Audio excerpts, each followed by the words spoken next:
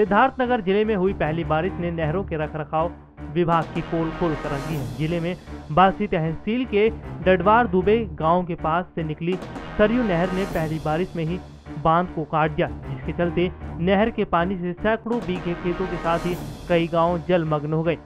गांव से सटी नहर के कटान से बकौली, परसिया आदि गांव की सीवान जलमग्न हो गए। नहर का पानी अब घरों में घुस रहा है।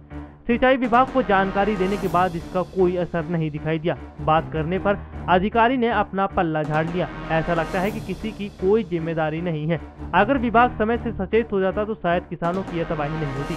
आपको बताते चले कि पिछले वर्ष जिले में पहली बारिश ने भयंकर तबाही मचाई थी और लगभग आधा दर्जन जगहों पर बांध काटे थे, जिससे भारी तबाही हुई थी। ऐसी घटनाओं के होने के बाद भी विभाग के अधिकारियों ने इस वर्ष इन्हें रोकने की कोई कवायद नहीं की। ये बताइए, क्या नाम है आपका? मेरा नाम मोहम्मद आरिफ है और परसिया ग्राम सभा का रहने वाला हूँ। ये बताइए, किस तरह का पानी है कि आपका गांव जो है जलमग्न दिखाई दे रहा है? ये हमारे गांव में जो पानी जलमग्न दिखाई दे रहा है, ये नहर विभाग की लापरवाही से जलमग्न दिखाई दे रहा है और दो जगह कटान हो चुकी है और 24 घंटे बीत चुके हैं। अब तक विभाग का कोई भी इंजीनियर या कोई भी नहीं दिखाई पड़ा है और ये बहुत ही बड़े दुख की बात है, जिससे किसानों का जो बीज होता है वो अब तक डूब चुका है और उससे बहुत नुकसान हुए हैं किसानों का।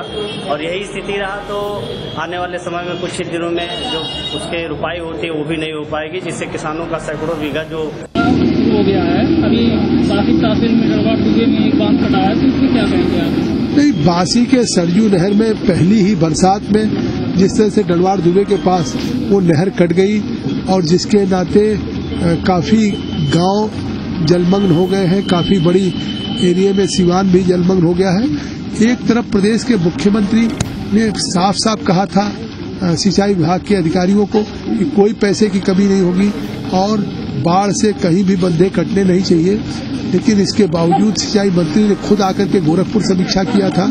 लेकिन जिस तरह से डडवार दुबे की सरयू नहर कटा है वो इस बात की सिंचाई विभाग की कार्यशैली की तरफ प्रश्न लगाता है और निश्चित तौर से इसका नुकसान हुआ है।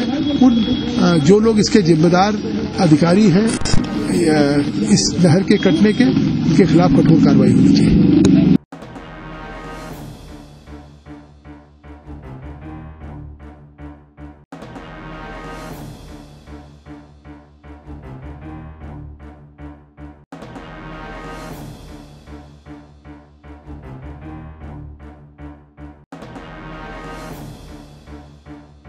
नेक्स्ट टाइम न्यूज के लिए सिद्धार्थनगर से धर्मवीर गुप्ता की रिपोर्ट।